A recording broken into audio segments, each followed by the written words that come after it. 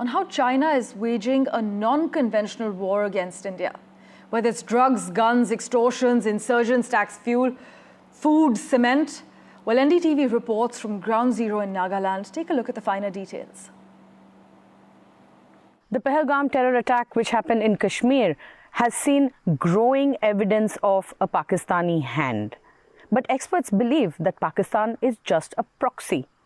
China's fingerprints appear to be all over this attack. And in fact, China, by all accounts, is expected to engage in non-conventional warfare along the eastern border of the country. Now, this non-conventional warfare is likely to involve armed insurgent groups in Nagaland, like the NSCN-IM and the ZRA. Now, these are groups who have already been armed to the teeth with sophisticated weapons by China. And the eastern border is just waiting for a match. Officials at high levels tell NDTV that China has a role to play in other northeastern states as well.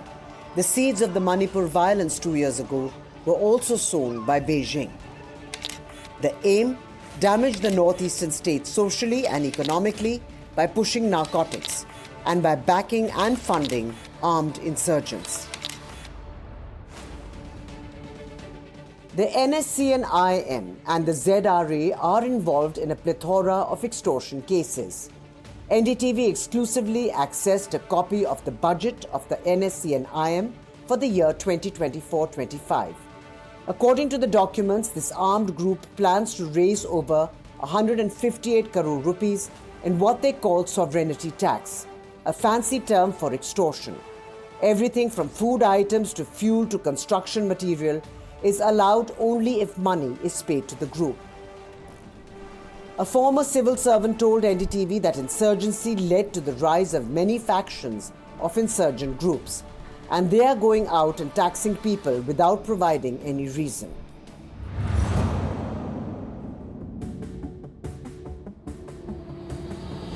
The Assam Rifles and the local police have repeatedly attempted to stop the unending extortion.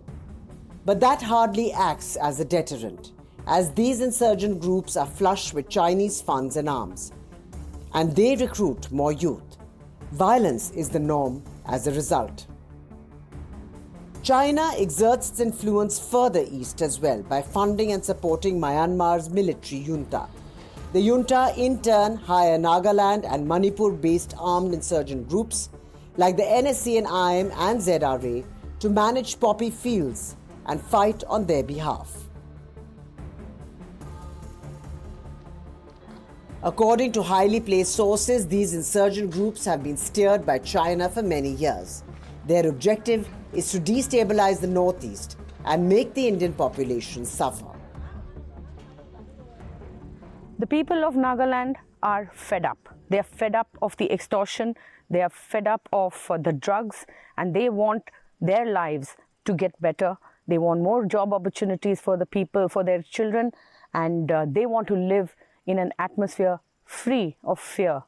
And this is something that only the government and the armed forces can deliver. Sandhya Ravishankar in Dimapur for NDTV.